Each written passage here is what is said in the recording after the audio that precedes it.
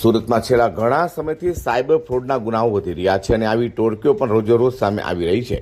ત્યારે સુરતના special operation group એટલે કે એસઓજી પોલીસની ટીમે આવી જ એક ટોળકીના યુએસડીટી દુબઈ મોકલવાના રેકેટનો પર્દાફાશ કર્યો છે.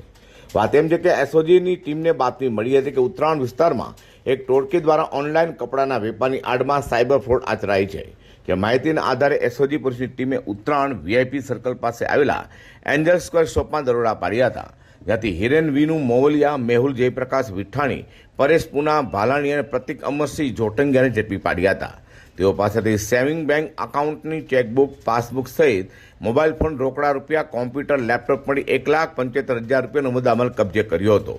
તો આરોપીની પૂછપરછ કરતા તેઓ બોગસ પેઢીને નામે બેંક એકાઉન્ટ ખોલાવતા હતા, સાથે અન્ય વ્યક્તિઓના બેંક એકાઉન્ટ ભાડે લઈ સાયબર ફ્રોડ કરી મેળવેલ નાણાંના યુએસડીટી દુબઈ ખાતે ટ્રાન્સફર કરતા હતા.